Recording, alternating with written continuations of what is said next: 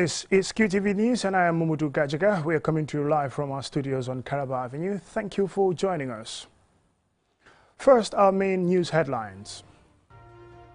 In the case of the alleged rape of a minor between the state and Boubacar Keita, alias Bob Keita, a High Court judge, has adjourned the trial to Tuesday, 11th of October 2022 on the matter of the DNA result analyzed in Ghana. The Q Group Foundation awarded scholarship packages on Wednesday to another group of 10 students pursuing four-year degree courses in STEM disciplines at the University of the Gambia. World Teachers Day, held annually on 5th October, was commemorated by the Gambia Teachers Union Region 1 to recognize the tireless efforts of teachers and issues affecting the profession. Peace Corps The Gambia welcomed the first group of agricultural and health volunteers in the Gambia on Tuesday at the Banjul International Airport. In international news, a recent report shows that because of corruption, Africa is losing large sums of money via a combination of carry-out by port officials and inefficiency, among other factors. And in sports news, sports journalists from around the world and heads of international sports organizations are meeting in Rome, Italy for the 84th Congress of the Association of International Press Sport. Those were the main news headlines, and now the news in detail.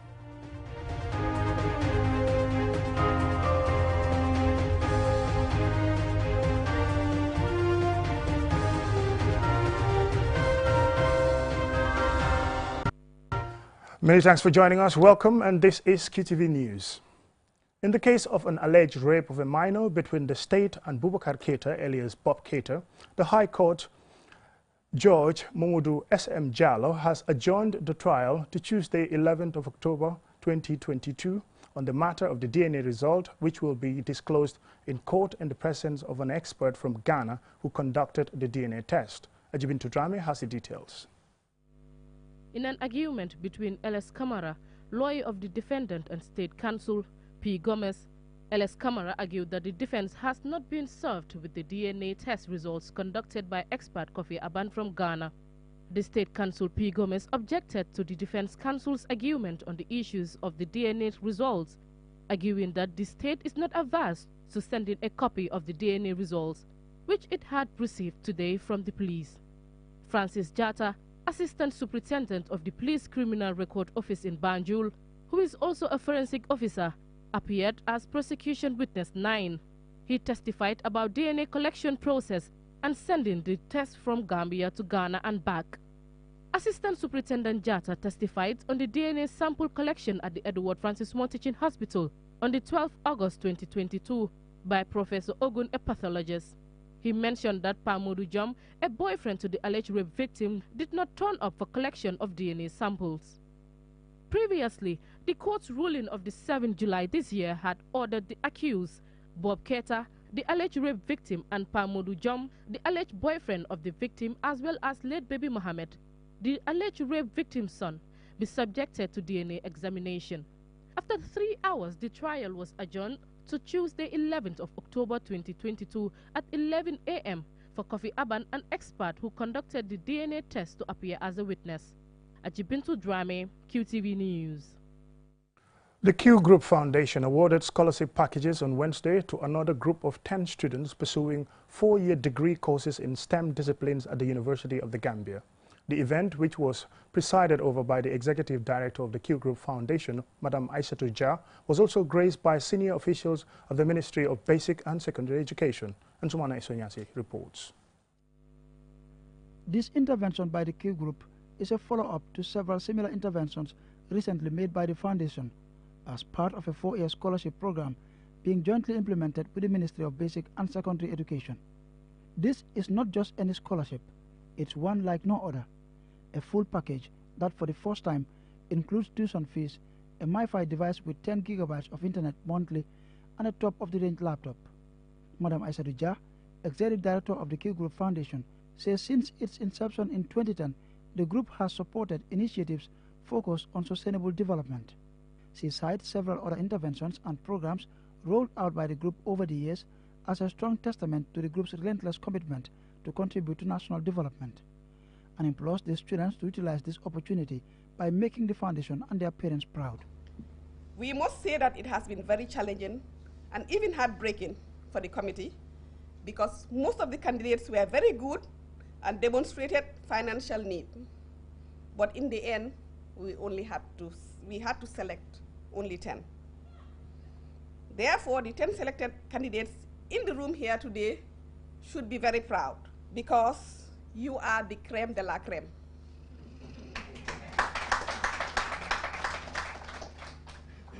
We congratulate and celebrate you and your families, and we hope that you will make use of this opportunity, and you will come out at the end of your studies victorious with flying colors, and you will be able to contribute your quota to our dear country. Madam Jah says the foundation will closely monitor and provide counseling to the students as they journey through university. Louis Moses Mendy, the PS at MOPSI, and Bakari Sise, the Director of Science at MOPSI, spoke on the importance of science and technology in a country's development, and commended the Q Group for the exemplary role they continue to play in the advancement of the country's education sector.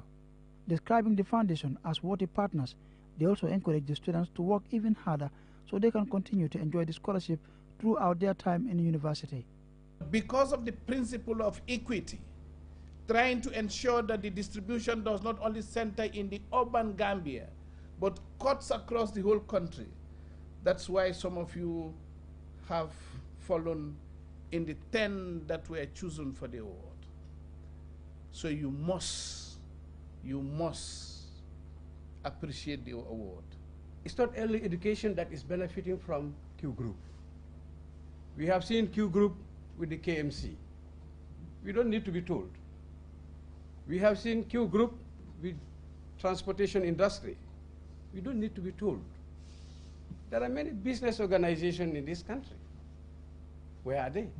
Explaining the process, Omar Let of the Q Group Foundation says the main criteria for selection is merit, one's performance and needs, adding that to be considered, one must be a Gambian, have completed grade 12 and gained admission to the university in one of the STEM disciplines. Beneficiaries, Khadijatu Mane of the previous batch of beneficiaries, Abdullah Kambi and Ibrahim Sow, all had words of gratitude for the Q Group Foundation. Meanwhile, the Executive Director, Madam Aissatou Jah, also revealed plans to expand the package to reach out to more students, especially those from low socio-economic backgrounds, and hopes that in the next 5 years, at least hundreds of students will benefit from the Q Group Foundation scholarship program. Out of the over 100 candidates who applied, these 10 are the lucky ones, and as they begin their higher education journey, they have the Q Group Foundation to thank for this massive life-changing opportunity. Ansmane Sonyasi for KTV News. Now, for many of us, teachers play important roles in our lives, and they can influence our lives and choices of career, rather.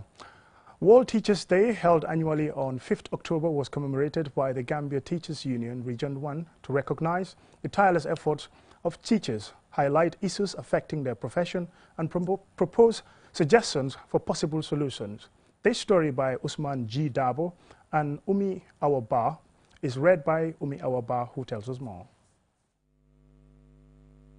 World Teachers Day commemorates the anniversary of the adoption of the 1966 ILO UNESCO recommendation concerning the status of teachers. World Teachers Day has been celebrated since 1994. In this year's celebration and the theme, Transformation of Education Begins with Teachers, UNESCO said, education is the key for achieving the global goals, and teachers are the key for achieving inclusive, quality education and a better future for all. The event was held at the Serekunda West Mini Stadium in the Kanifing municipality. Marie Antoinette Kaur is the General Secretary of the Teachers Union. But I want to say today, all over the world, in 400 unions, in 100 countries, 33 million people are celebrating World Teachers Day.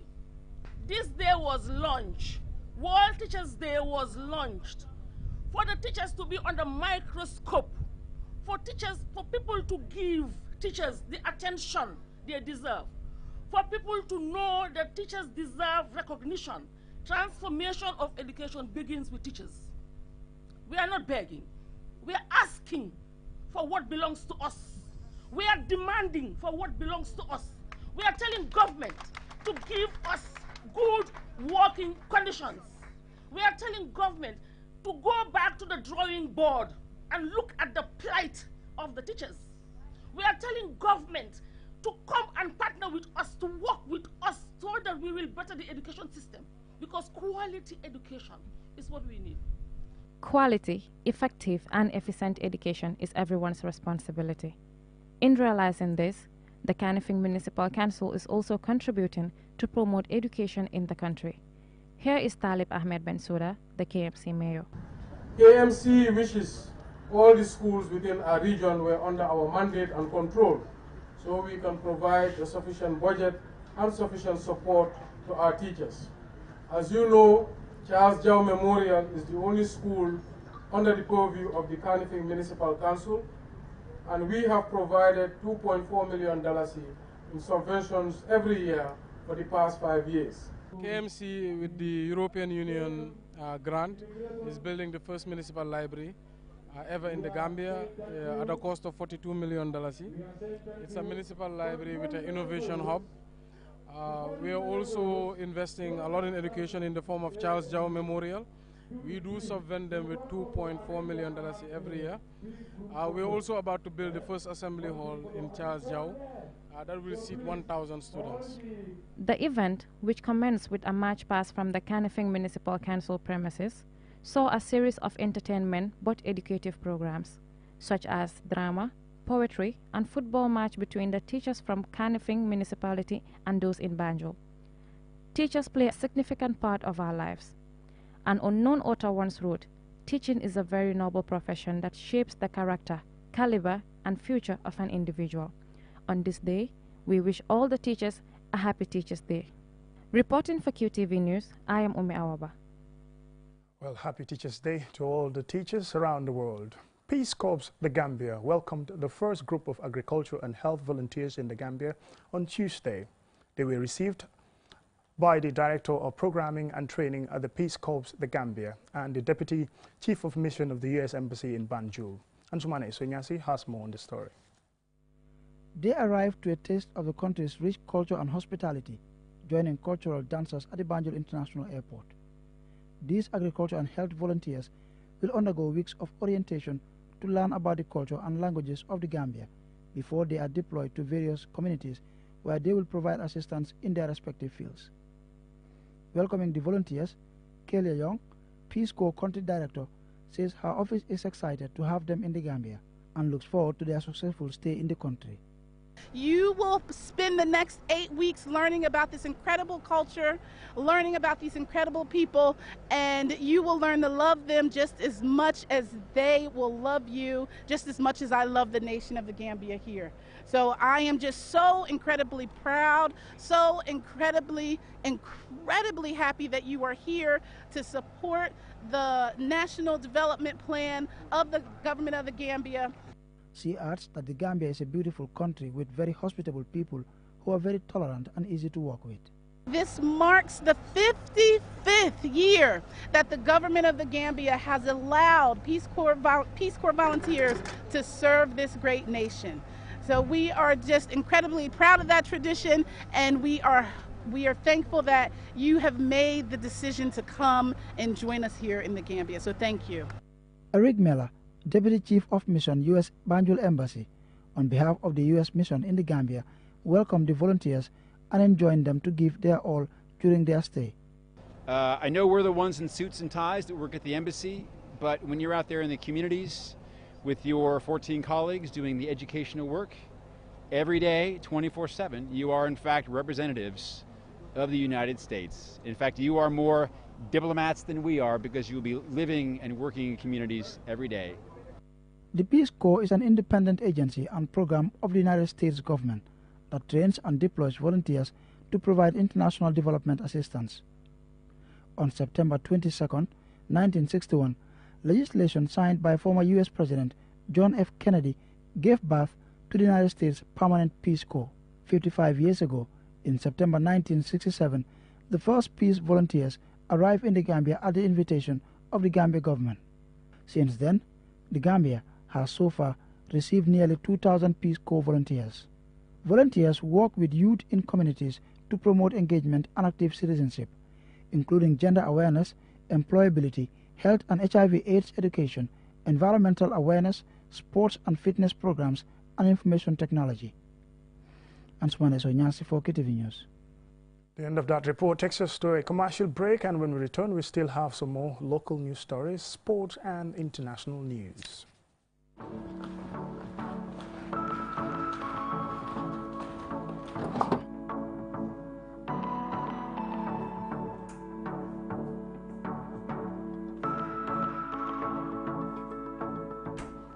Wait, LG, thank you.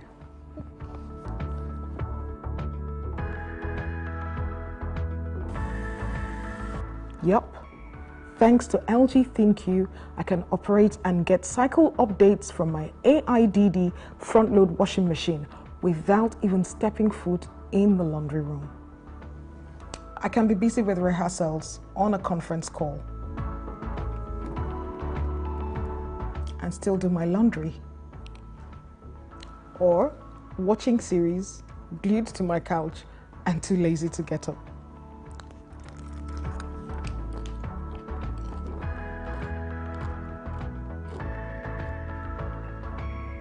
My life made easy with LG ThinQ. Of the West African Micro, Small and Medium Enterprise Exhibition WAMSME between the Gambia and Nigeria. The sub-regional event will be held at the National Trade Fair grounds around Brusubi Turntable from the 12th to 20th October 2022. Products to be exhibited are strictly made in the Gambia and Nigeria and will include foods and condiments, art and craft, pharmaceuticals, agricultural commodities, cosmetics, leather and leather products, footwear, electrical cables, garments and apparel confectionaries, spices, solid minerals, chemicals, amongst others. This platform is facilitated by the Gambia Investment and Export Promotion Agency GAIPA, the Nigerian High Commission in the Gambia, and is proudly funded by the Small and Medium Enterprises Development Agency of Nigeria, SMEDAN, and the Nigerian Export Promotion Council, NEPC. Renowned Gambian and Nigerian artists will also perform at the fair. Come one, come all.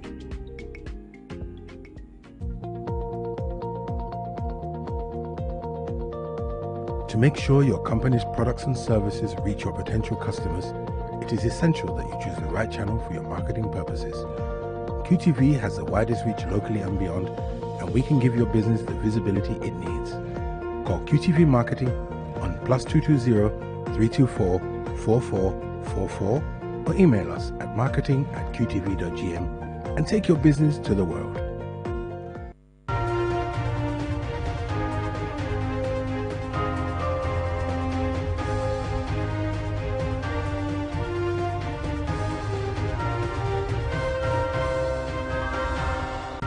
Welcome back, and thank you very much if you're just joining us. This is QTV News. A week-long intensive training course in neonatal and obstetric complications management for Gambian nurses and midwives is underway at the Kanifing General Hospital, organized by the hospital in collaboration with Baylor College of Medicine in the United States of America and partners. Lena E. Igwen Yiba has the details. According to the Demographic and Health Survey 2013 for the Gambia, the maternal mortality ratio is 433 per 100 live births and accounts for 36% of all deaths among women aged between 15 and 49. Dr. Melvin George, chairman of Horizons Trust, hopes that this great training opportunity is put into the best use to advance the country's maternal health care system. This is an opportune moment, and we hope that you will give the encouragement to the program. You will support the people organizing it, your officials, so that at the end of the day we can see some meaningful impact in the maternal mortality in this country. The Gambia still struggles with its healthcare system due to insufficient financial and logistical support, lack of supplies and equipment, inadequate access to comprehensive maternal and obstetric care, among other challenges.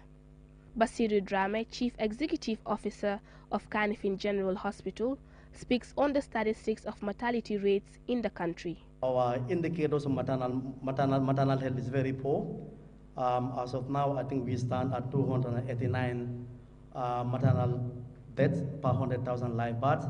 And if you look at the neonatal deaths also, we have about 25, and that childhood infant mortality is about 40. Through the provision of modern equipment, supplies and training, the Project Safe Delivery focuses on improving maternal, neonatal and newborn health. Dr. Lori A. Spice, Associate Professor at Baylor University in the USA, says they're here to collaborate to improve the lives of mothers and babies. We have developed and adapted training that we hope is particularly suitable for you, the helping mothers survive and helping babies breathe and leadership of self, so that you will be able to enact and use what we are teaching. We know that you know a lot, and we want to come alongside of you and reinforce that and talk to you about the good work that you are doing and how we can help you and how we could work together. Despite the challenges, efforts are being made by the health sector to build the capacities of local healthcare professionals with advanced clinical skills in the management of obstetric, neonatal, and pregnancy-related complications for women. Reporting for QTV News, I am Lena E. Gwenyiba. The end of that report takes us to international news.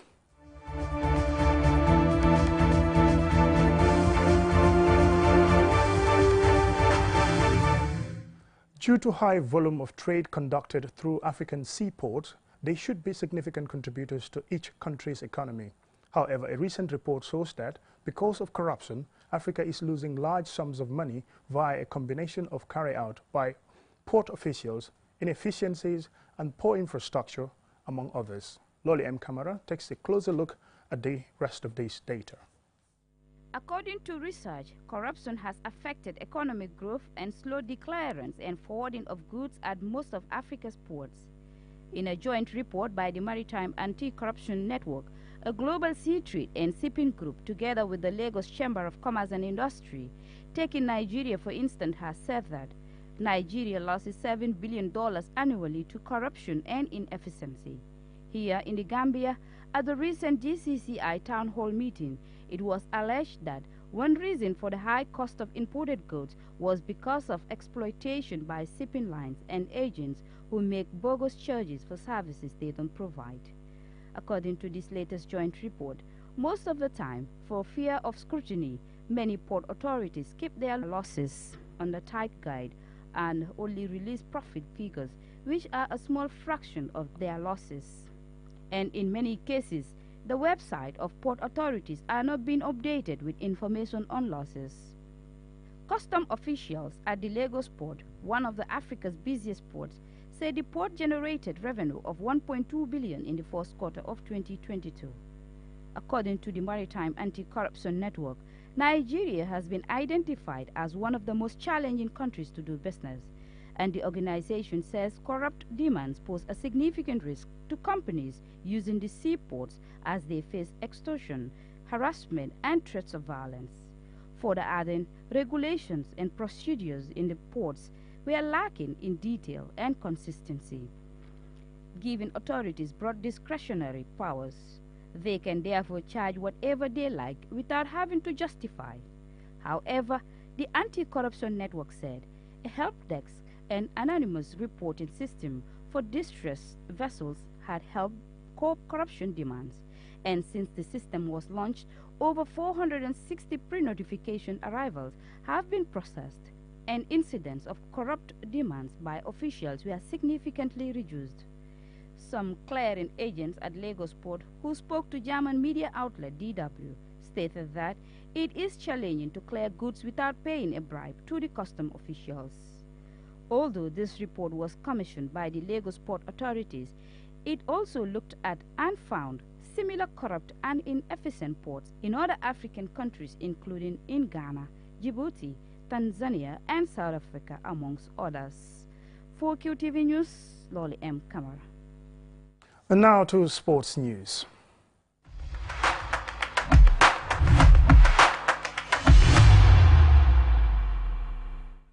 Sports journalists from around the world and heads of international sports organizations are meeting in Rome, Italy for the 84th Congress of the Association of International Press Sport, AIPS.